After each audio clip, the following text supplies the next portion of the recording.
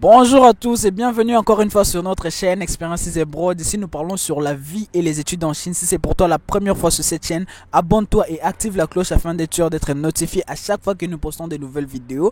Parce que quand j'ai dit nouvelles vidéos, c'est-à-dire nouvelles informations et nouvelles opportunités sur tout ce qui concerne la Chine. Aujourd'hui c'est la journée opportunité et comme vous savez, c'est le jour où on donne les opportunités des bourses totales en Chine. Bon, enfin pas toujours totales, des bourses d'études en Chine, voilà. Et on procède en 3 étapes, c'est-à-dire la première étape c'est la partie où on parle de l'université et donc tout ce qui concerne l'université et filière.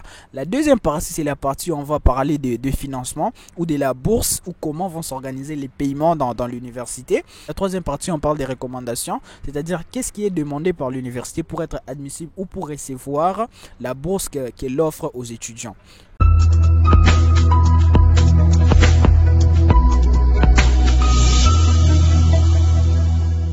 La partie université et localisation. Aujourd'hui, nous sommes à l'université de Zhengzhou University. C'est une université qui se trouve dans la province de Henan, qui est au centre de la Chine. Donc, ça se trouve au centre de la Chine avec des hivers trop durs. Là, il fait vraiment froid. Donc, si vous aimez l'hiver ou si vous n'aimez pas l'hiver, en tout cas...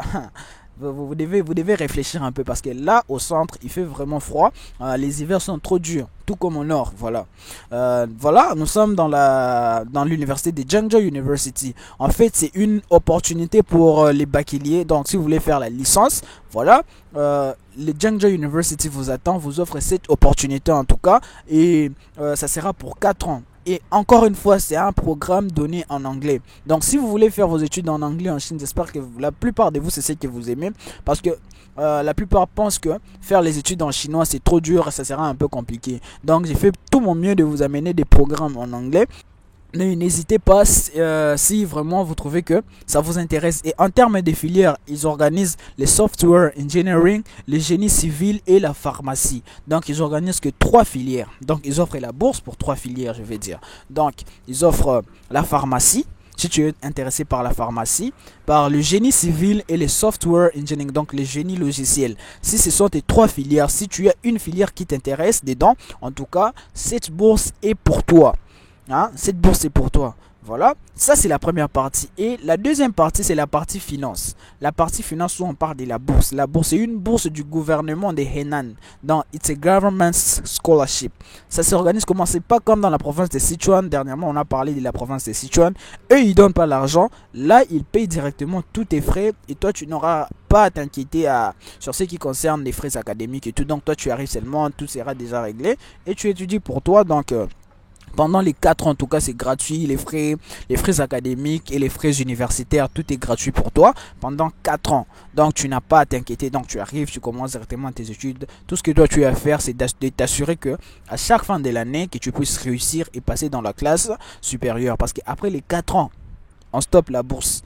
Tu n'as plus de bourse, c'est fini pour toi. Si tu n'as pas encore fini, donc les prochaines années, toi-même tu vas payer, payer ton argent. Et je rappelle encore, même quand on donne la bourse totale, il n'est pas inclus à l'intérieur les frais de l'assurance si les frais du visa n'est pas dedans. Donc vous-même vous allez payer ces frais là. Et je vous ai dit ça revient à 1200 yuan. Donc c'est à peu près 200 dollars ou 210 dollars comme ça. Ou je peux dire 100 000 francs CFA. Voilà, c'est 100 000 francs CFA ou à peu près 105 000 francs CFA. Donc ça ce sont des frais qui vous reviennent. Donc même si vous avez une bourse totale, en tout cas ils ne payent pas ça. Tout ça c'est à vous. Ça c'est la deuxième partie financement. Pour être bref, c'est gratuit pendant les 4 ans, une bourse du gouvernement, on va payer directement pour vous les frais académiques.